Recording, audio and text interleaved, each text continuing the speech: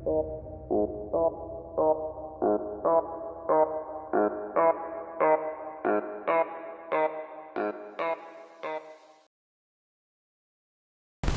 Guys, welcome back to my YouTube channel. So ఇది నా టెన్నర్, ఇది నా టైగర్. ఈరోజు ఈ వీడియో చేయడానికి కారణం ఏంటంటే, నేను ఎప్పటి నుంచో నా కమెంట్స్లో చాలామంది మెన్షన్ చేస్తున్నారు, అదేంటంటే మీ టెన్నర్ పైన మీరు వ్లాగ్ చేయండి, టెన్నర్ గురించి ఎక్స్ప్లెయిన్ చేయండి అని.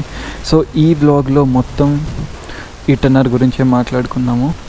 సో బేసిక్గా చెప్పాలి అంటే, main most important and basic thing ఏంటంటే, ఇది 998cc inline 4 liquid cooled engine.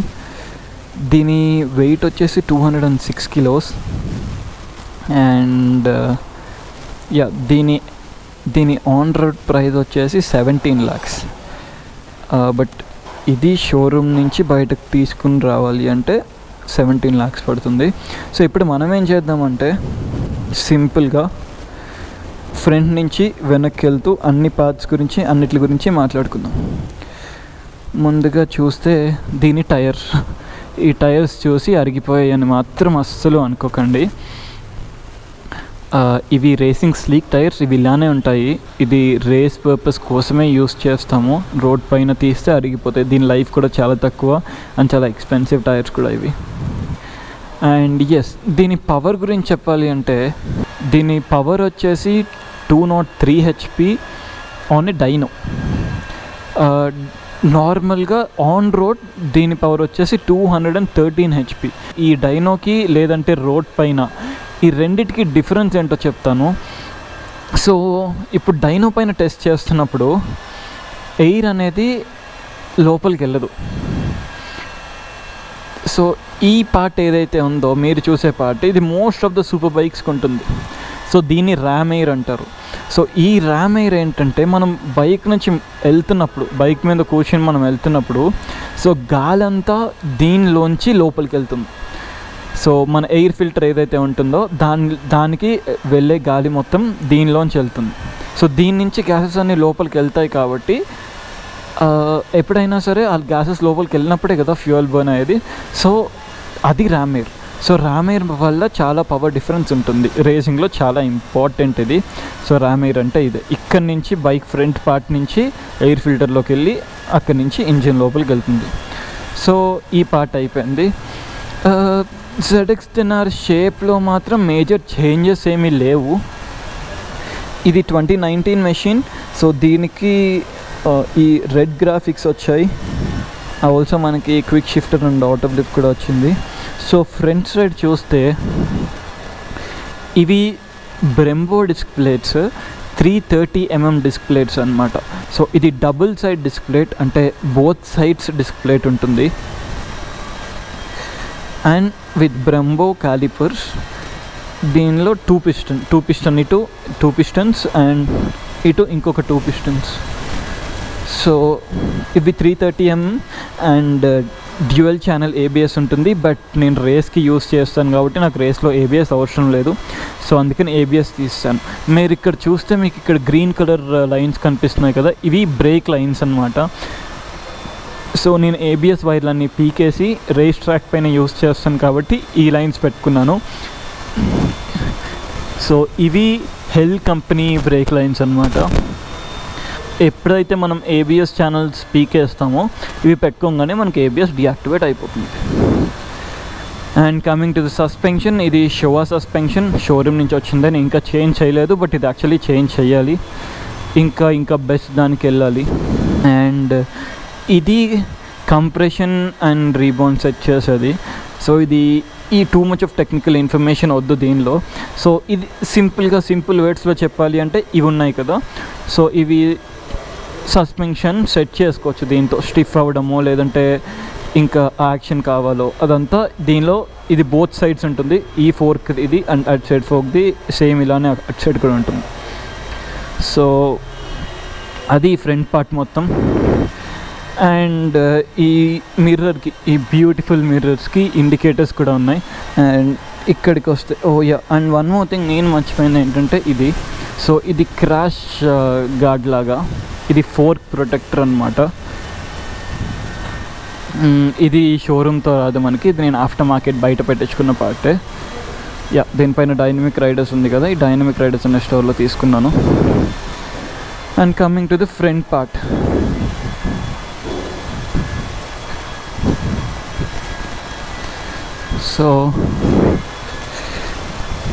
So ఈ పార్ట్కి వస్తే నన్ను చాలామంది అడిగారు ఇదేంటి అని.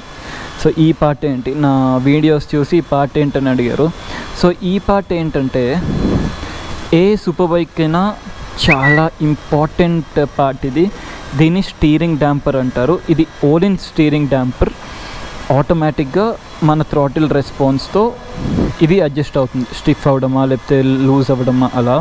దీనివల్ల యూజ్ ఏంటి అంటే, ఇన్ సింపుల్ వర్డ్స్, మనకి సస్పెన్షన్ ఎలా ఉందో స్టీరింగ్కి సస్పెన్షన్ ఇది.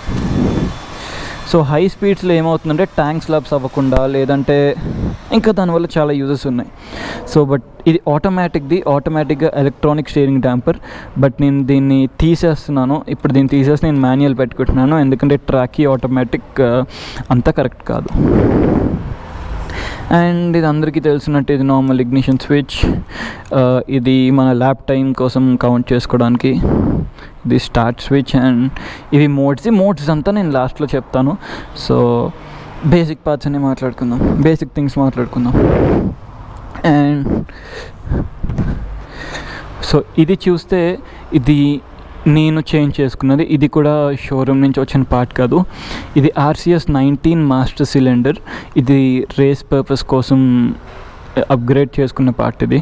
సో దీని కాస్ట్ వచ్చేసి అరౌండ్ 30,000 to 33,000 ఉంటుంది. లివర్ గార్డ్స్ అనమాట, లివర్ ప్రొటెక్టర్ ఏదైనా ఒకటే. సో ఇవి కూడా షోరూమ్తో వచ్చినాయి కాదు, ఇవి కూడా నేను పెట్టించుకున్నవే.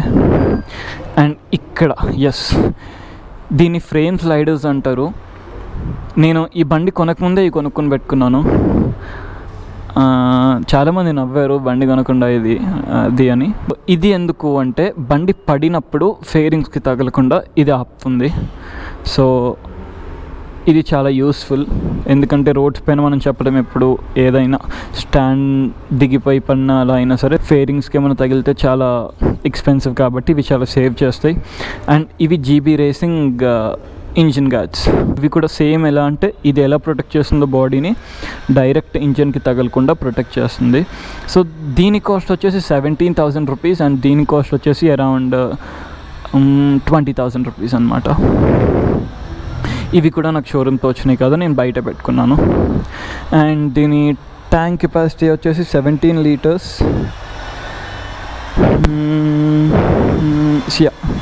ఇవి కూడా ఈ గ్రిప్స్ నాకు ట్రాక్లో చాలా ఇంపార్టెంట్, ఎందుకంటే ట్రాక్లో బైక్ని మొత్తం కంట్రోల్ చేసేది మన ఈ పార్ట్తోనే. సో ఇది చాలా ఇంపార్టెంట్, ఇది కూడా బయట పెట్టించుకున్నాను. అండ్ ఇదైతే ట్యాంక్ గార్డ్ అంటారో, దీని ట్యాంక్ ప్రొటెక్టర్ అంటారో, వాట్ ఎవర్, ఇదైతే నాకు షోరూమ్తో వచ్చింది. అండ్ ఈ బైక్కి రేర్ సీట్ లేదు. ఇది ఆఫ్టర్ మార్కెట్ పార్ట్ కాదు, షోరూంలో బండి కొన్నప్పటి నుంచి ఇది సింగిల్ సీట్ అనమాట. అండ్ నేను కూడా పర్సనల్గా సజెస్ట్ చేసేది ఏంటి అంటే, ఒక సూపర్ బైక్ పైన పిలియన్ రైడర్ కూర్చోవడం యాక్చువల్లీ డేంజరస్, ఎందుకంటే ఆ పవర్కి వెనక్కి పడిపోతారు ఎంత గట్టిగా పట్టుకున్నా. నా పర్సనల్ ఎక్స్పీరియన్స్తో చెప్తున్నాను ఇదైతే. ఇప్పుడు వెనకాల పార్ట్ గురించి మాట్లాడుకుందాం. ఇది 220mm డిస్క్ ప్లేటే. దీని రిమ్ సైజ్ వచ్చేసి 190/55 అనమాట. అండ్ ఫ్రంట్ది 120/70. ఇది నేను ఇందాక చెప్పడం మర్చిపోయాను. బట్ నేను దీని టైర్ సైజ్ మాత్రం 200/60 వేసుకున్నాను. ట్రాక్లో లీన్ యాంగిల్ అనో, లీన్లో ఉన్నప్పుడు స్పీడ్కి అనో, సో నాకు టెస్టింగ్ కోసం అని చెప్పి నేను పెద్ద టైర్ వేసుకున్నాను. ఇది కూడా ఫుల్ స్లిక్ టైరే. బట్ ఇది అరిగిపోయిందని మాత్రం అస్సలు అనుకోకండి, ఈ టైర్ కొత్తవి కూడా ఇలానే ఉంటాయి. అండ్ మనం బేసిక్ థింగ్స్ అన్నీ చెప్పేసుకున్నాము.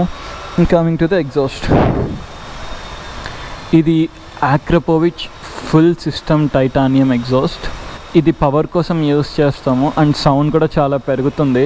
ఇది one of the expensive part అని చెప్పొచ్చు, ఈ ఎగ్జాస్ట్ ఒక్కటి ఫుల్ సిస్టమ్ కాస్టెడ్ మీ అరౌండ్ 2.3 lakh అప్రాక్సిమేట్లీ.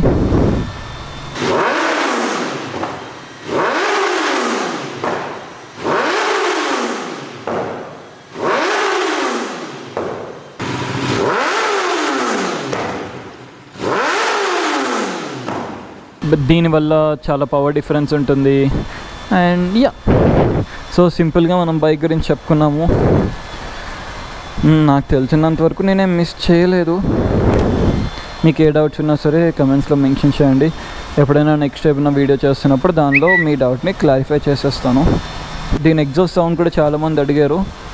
నేను అది వేరే క్యామ్లో షూట్ చేసి క్లియర్గా అది కూడా పెడతాను. అది కూడా ఎంజాయ్ చేయండి. అండ్ ఈ బైక్ నేను ఇంకోటి చేయించింది ఏంటంటే 9 లేయర్ సిరామిక్ కోట్. అది కూడా ఇదే స్టూడియోలో. సో జస్ట్ సిరామిక్ కోట్ అంటే మీ ఫేరింగ్స్ని కానీ మీ బాడీని ప్రొటెక్ట్ చేసుకోవడానికి. ఈ స్టూడియో పేరు వీల్ క్లీనర్. ఇది 100 feet రోడ్ మాదాపూర్లో ఉంది. సో ఎవరికైనా సిరామిక్ చేయించుకోవాలంటే ఇక్కడికి వచ్చేయండి. Use my code SV24 and discounts తీసుకోండి. ఇప్పుడు మనం దీని కంట్రోల్స్ గురించి మాట్లాడుకుందాం. ఇప్పుడు దీనిలో పవర్ మోడ్స్లో 3 modes ఉంటాయి. సో ఫస్ట్ మోడ్కి వెళ్ళాలంటే మనం ఈ సెలెక్ట్ బటన్ ఉంది కదా, ఇది ప్రెస్ చేసి హోల్డ్ చేసుకోవాలి.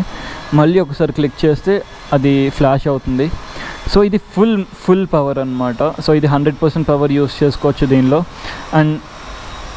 అండ్ దాన్ని మార్చుకోవడానికి ఈ యారో కొట్టంగానే మీడియం పవర్ ఏంటంటే 80% ఆఫ్ పవర్ని యూస్ చేసుకోవచ్చు. అండ్ దీని తర్వాత ఇంకో మోడ్ ఉంది. అదేంటి అంటే ఎల్ మోడ్లో మనం 50% పవర్ యూస్ చేసుకోవచ్చు. అండ్ ఇప్పుడైతే నేను ఫుల్లో పెట్టేస్తున్నాను. అండ్ దాని తర్వాత KEBC అంటే ఇంజిన్ బ్రేకింగ్ కంట్రోల్ అనమాట. సో దీనిలో ఆఫ్ అండ్ ఎల్ అని ఉంటుంది. నేను ట్రాక్లో యూస్ చేస్తాను కాబట్టి ఇది ఆఫ్ నుంచి తీసేసి ఎల్లో పెట్టేసుకుంటున్నాను. అండ్ దాని తర్వాత ఏంటంటే క్విక్ షిఫ్టర్లో ఇక్కడ మనకి చిన్న యారో కనిపించింది కదా. సో ఇక్కడ ఆన్ ఆఫ్ అని ఇక్కడ చూపిస్తుంది మనకి, చూడండి. సో ఇది ఆఫ్ చేసుకుంటే క్విక్ షిఫ్టర్ ఆఫ్ అయిపోతుంది. ఈ డౌన్ యారో ఉన్నప్పుడు ఆటో బ్లిప్ని సెట్ చేసుకోవడం. ఆఫ్ కావాలంటే ఆఫ్, ఆన్ కావాలంటే ఆన్. సో నాకు అది ఎప్పుడు ఆన్లోనే ఉంచేస్తాను. దాని తర్వాత లాంచ్ కంట్రోల్ సెట్టింగ్స్ అనమాట. దీనిలో కూడా 3 settings ఉంటాయి, 1 2 3 అని. దీని తర్వాత ఇది RPM మనం సెట్ చేసుకోవడం. మనకి ఫుల్ థ్రోటిల్ ఇచ్చినప్పుడు ఒక సర్టెన్ RPMకి వెళ్ళిన తర్వాత ఇది ఫ్లాష్ అవుతూ ఉంటుంది. దాని అర్థం ఏంటంటే మనం చేంజ్ చేసుకోవడానికి. సో అది మనం చేంజ్ చేసుకోవచ్చు. ఇప్పుడు నేను 12,500లో పెట్టాను. సో అది మనం 14,000 వరకు పెట్టుకోవచ్చు. సో ఇప్పుడు నేను 12,500 పెడతాను. అది నా పర్సనల్ సెట్టింగ్. అండ్ దాని తర్వాత ఇక్కడ మనకి హీట్ చూపిస్తుంది. హీట్లో కూడా 2 different థింగ్స్ చూసుకోవచ్చు. దానిలో ఎయిర్ ఇంటేక్ది చూసుకోవచ్చు. అండ్ ఇప్పుడు మన ఇంజిన్ టెంపరేచర్ చూసుకోవచ్చు. అండ్ దాని తర్వాత క్లాక్ సెట్టింగ్, తర్వాత రీసెట్. మనం ఏం తెలియకుండా అన్నీ గెలికేసినప్పుడు ఈ రీసెట్ కొట్టుకుంటే అన్నీ నార్మల్ అయిపోతాయి. That's it. సో ఇవి దీనిలో ఉన్న కంట్రోల్స్. ఐ థింక్ నేను అన్నీ కవర్ చేస్తాను అనుకుంటాను. That's it for today guys. Don't forget to like, share and subscribe my YouTube channel. Thank you.